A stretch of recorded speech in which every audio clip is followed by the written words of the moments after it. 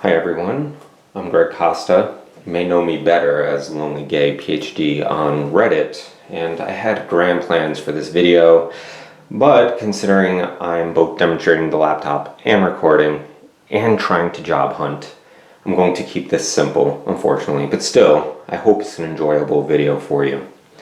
Now you may be wondering what I have in front of me. First glance, looks like an IBM branded Trapper Keeper from the 90s, swathed in this plush Endurmer cover as IBM branded it, essentially just a synthetic leather. But this belies the true nature of this technological wonder. So when we open it up, what we see is that we have the IBM Transnote. This was released in 2001, and essentially it was a device that could convert handwritten notes using the ThinkScribe on the right to a digital form that was then passed along to the tablet PC, it's actually a convertible, on the left. And at that stage you could insert into documents, edit those notes, etc. Probably are saying I've never heard of the TransNote. Well, that's not surprising. It only was around for 1 year and was a commercial failure. And while it seems like an unusual design, the reality is, if you didn't know, it attempted to merge two technologies. The first ThinkPad was actually a tablet PC, and around 95 and 97, IBM had teamed up with Cross to develop a device that could convert handwritten notes to a digital form that could later be uploaded to a PC. So this attempts to merge those two technologies, essentially a tablet with a digitizing tablet on the right. I'm guessing you want me to jump right into showing you how this digitizer works, but I actually find the laptop portion to be just as interesting. So for example, what you'll see is that this can convert into your standard clamshell design. So IBM was essentially able to shoehorn a Pentium 3 processor in here running at 600 megahertz. In my case, I have 192 megs of RAM, but 64 came standard, and it could take 320 total. And a 10 gigabyte hard drive was standard, but mine came with the 20. And this also comes with a video card. It's a 4 megabyte ATI Rage graphics card. And yes, while the keyboard is crammed, I find it actually rather comfortable and suitable to use. It's definitely not the same as a full-sized ThinkPad keyboard, but has a good tactile feel. And it doesn't have that pesky trackpad. All you really need is a track point, right? What I find to be more interesting than anything else about this portion is that it actually functions as a tablet. And we have the stylus here. I'm going to discuss the stylus in more detail later, but we can see that it's actually quite responsive.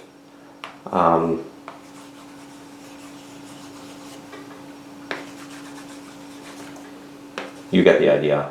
I don't want to type my name is Greg, but it works just fine, but really only when you use the stylus. It's not so great trying to use your finger, but this is just fine, right? So you have multiple ways to navigate this really small machine, but I think one of the most interesting is one that I'm going to demonstrate right now. Now if the track point and the touchscreen aren't good enough for you to navigate, we have one more option. And it's actually one that's not discussed very often, but I think is really cool. So this ThinkScribe also functions as a graphics tablet. To access it, push this middle button, and then we just need to select here. It's going to establish a connection with the ThinkScribe. Go to graphics tablet mode, and we'll switch to graphics tablet mode.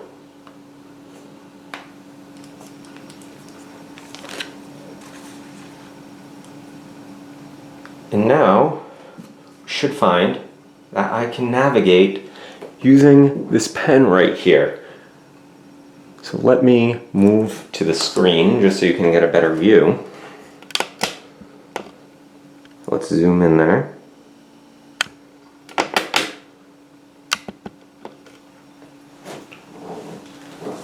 So I'm going to open Paint. And then we go here, select that, and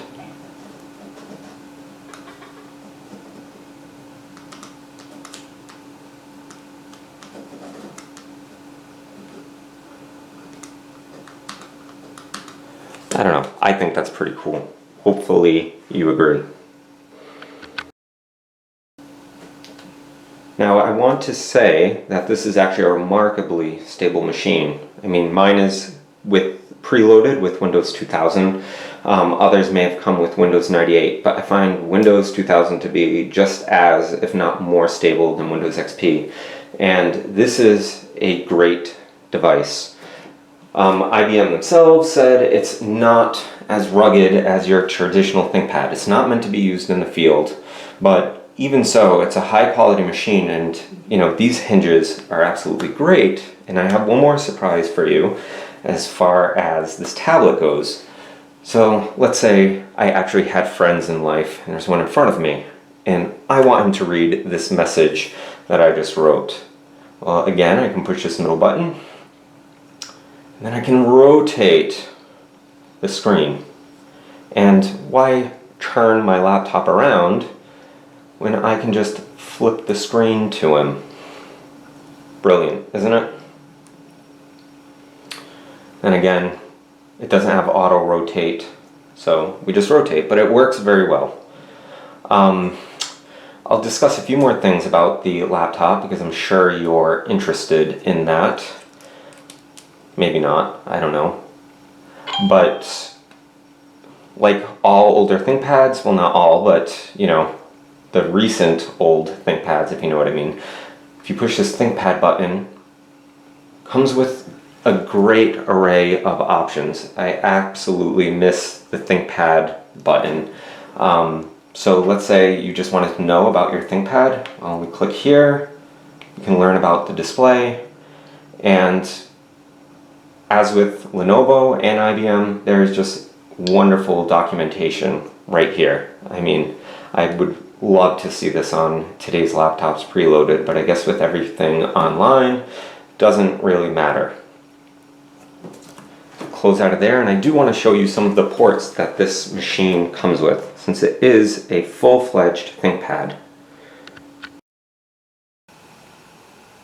As I said, this is a full-fledged ThinkPad with a plethora of ports, and what you can see is that we have 56K. That's what most of us were using in 2001. I did know a few people with high speed, and those who did have high speed would have been using the Ethernet port over here. We also have two USB ports. We have a VGA that supports 1600 by 1200 UXGA. And we also have a PC card slot. And that's in the back as well. Moving to the other side, it may be hard to see, but we have a mic in. We have headphone port, we also have a line in, we have our microphone, and we also have an IRDA port. If that's not enough, on the left-hand side of this laptop, we also have a compact flash drive. And I actually do use this.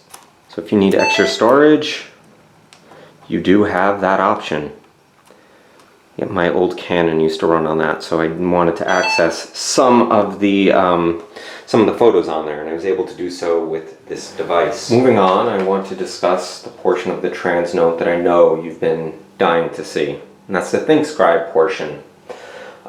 Before I actually demonstrate it though, I do want to discuss a few things about it, essentially the components that make up the ThinkScribe. So what we have, as you've already seen, is a pen, but it's actually no ordinary pen. It obviously needs a radio transmitter in it, and you can see that when I unscrew it. So there we go. That's the radio transmitter. And it takes a 4A battery. Can't necessarily find them in the stores, but they're easy enough to find online. In fact, the X1, if any of you have that, uses the same battery. This just screws into place. Essentially, this radio transmitter is activated whenever this is clicked. You know, you'll read reviews and they say that this clicking is annoying. I find it to be barely audible. Now, the other component is obviously the actual ThinkScribe in it, so it records the movements of the pen. It's able to sample at 100 times a second. That was considered low even then, but it's more than adequate for this. I find that my notes come out beautifully. I'm sure you're wondering how you actually replace the ink, because I mean eventually your cartridge is going to run out, and that is actually a rather nifty design. So let me show you that. So as I said, eventually you will need to replace the cartridge. You may be wondering how you do that. Well, you'll notice that there's this metal prong over here. Rather ingenious design by IBM. But to replace it, just put your pen in here, pull, and look at that. We've replaced it. IBM really did think of everything. Extras are stored in this compartment. So, yep, there you go, that's it. Now, you may be wondering if your laptop needs to be on to actually use the ThinkScribe. And when this was new, the answer was no. ThinkScribe actually contained a battery. It was a Varda battery. Unfortunately, these are no longer made, but what it meant was you could use the ThinkScribe independently from the laptop, so this could actually fold over if this is a cumbersome design for you. And you could record up to 50 pages of notes. It would save into the memory, 3 megs of memory. And then when you did power the laptop on, it would transfer the notes again up to 50 pages of notes over to the laptop. From there, insert it into documents, edit, and so forth. I don't have that battery, can't find it anywhere, so my laptop has to be plugged in at all times. But let's demonstrate the other final features of the ThinkScribe. Let's imagine that I'm in biology class. How would I actually be using the ThinkScribe? Well, first off, we need to use these sliders over here. They're activated with the pen. It's again another ingenious design where you literally just slide and it will change it'll go through the different options that you have. So what I would need to do is choose my ink file, meaning I could have one for biology class, I could have one for a math class. That's achieved over here. I move the pen, and what you'll see, let me go down,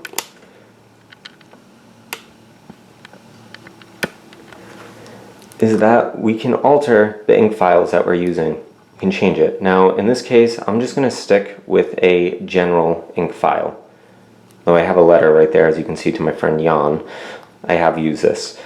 Then what we need to do is actually say what page of the notes we're on.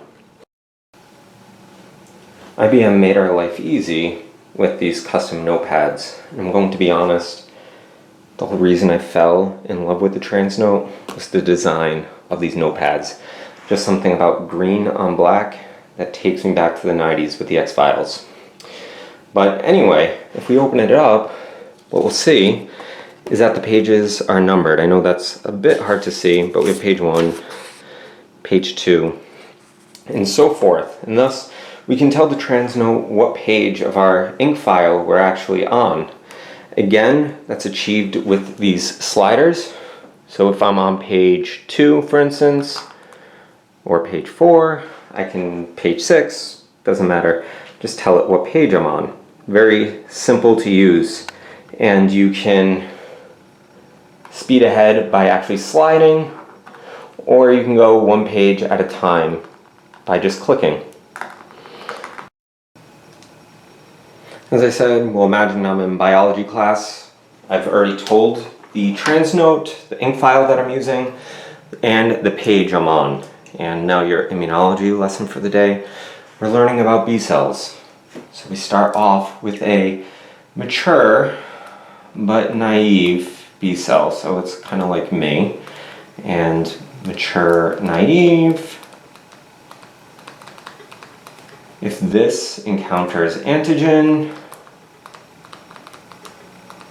it is then activated to become a plasmablast and still retains surface antibody, but it begins to secrete low levels of antibody. So we have a plasmablast. And then this will terminally differentiate into our plasma cell. It's a large ER because it needs to secrete copious antibody and potentially protect us for life. Okay, so those are my notes. And now I want to see how it transferred to my laptop. Let's move on. So to actually view our digitized handwriting, our ink file, we need to use software that was custom made for this device. It's the IBM Ink Manager Pro. When we open that,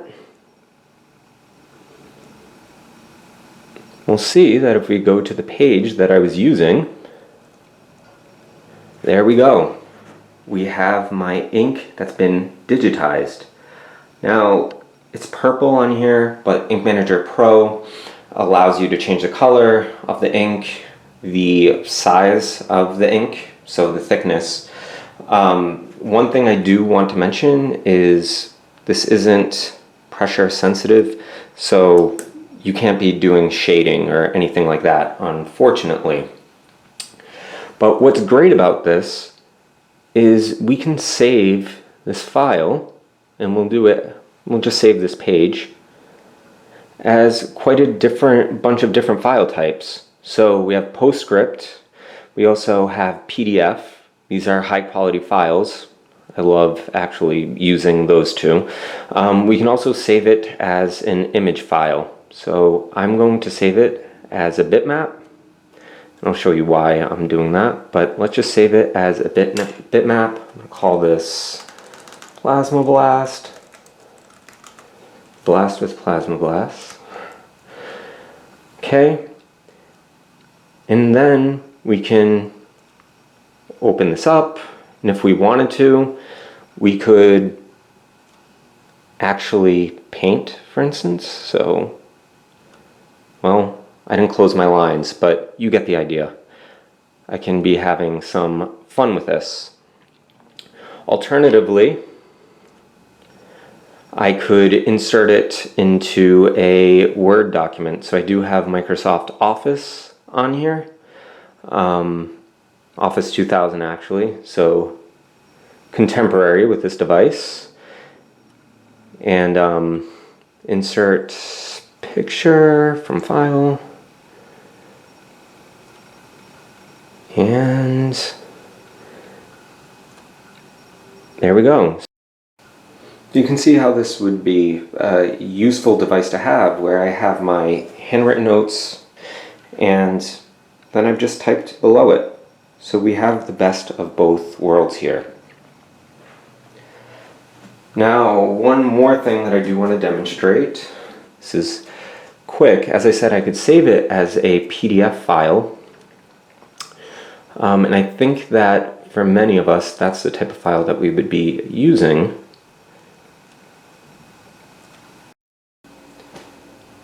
One last thing I do want to say about these files is just how small they are in size. So, for example, we can see even when I save it as a PDF, this page, we're talking about 38 kilobytes.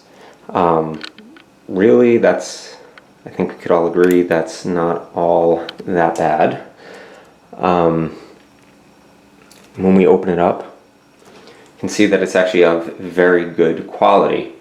The reason I mention that is we have to remember what era this came out in. Like I said, back in 2001, most of us were still using dial-up, still saving to floppy disks.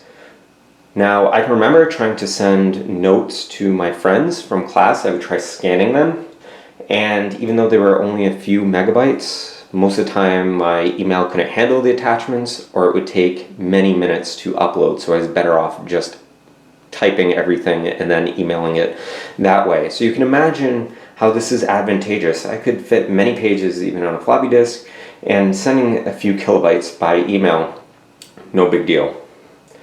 The other thing I do want to mention about the TransNote is just some of the misconceptions that you'll hear. So I've heard that it's an uncomfortable device to use because the pen was so large and it was part of the reason that this device failed. I mean, really, this is a standard Sharpie in my hand, so a fine point. Here is the pen that comes with this device. I mean, I don't have huge hands or anything like that. Average size guy hands, though. I've been told that I have model hands. I don't know if you agree. I was told to look strong. But no, it's a perfectly comfortable pen to be using. Now, is it larger than, a stylus we might use today? Sure. This is the one that came with my X1. You can see that, yeah, it's a little bit larger, but it's perfectly comfortable to use. The main reason this device failed is I think people really didn't know what to do with it. You may be asking yourself, does it have OCR capabilities? And the answer is no, not really.